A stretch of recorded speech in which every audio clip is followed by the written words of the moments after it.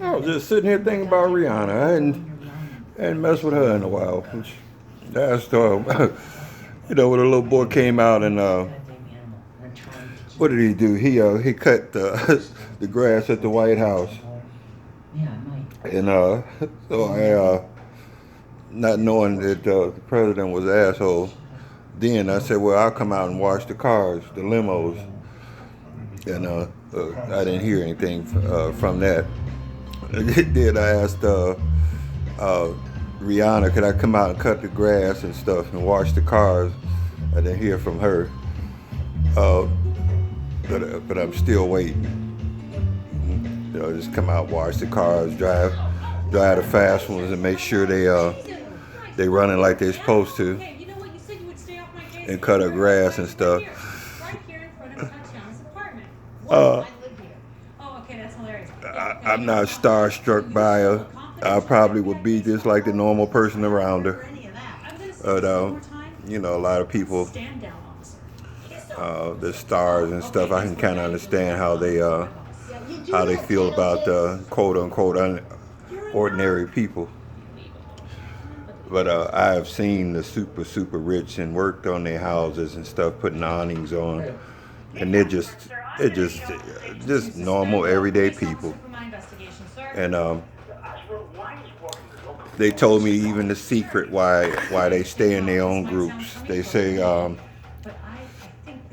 what embarrasses them mostly is when a person puts so much emphasis on the clothes they wear, the jewelry they have on, and stuff.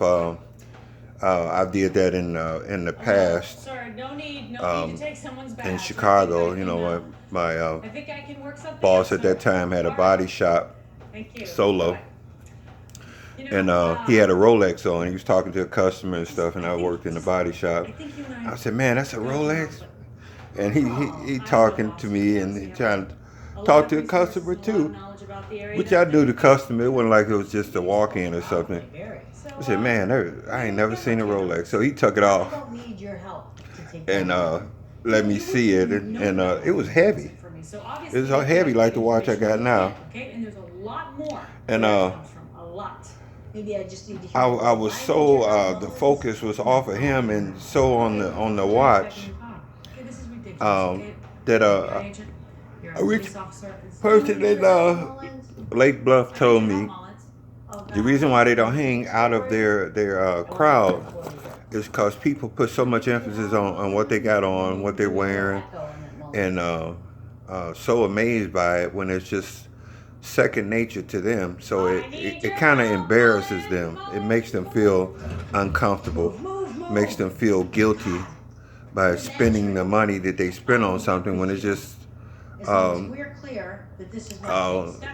that they don't even think about, something that they feel like they deserve to wear or they deserve to have, because life is only a short period of time, and if you don't experience all that you can experience and get all that you can get and wear whatever really makes you feel good, then you get to the end of your life with regret. And so they said the only reason why they don't hang with people with money less than them is because of that reason.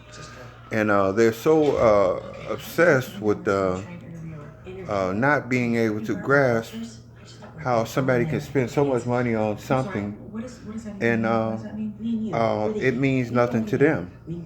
So that's why they stay in their circles and stuff. They don't want people to focus on material thing when they should be focusing on the person itself.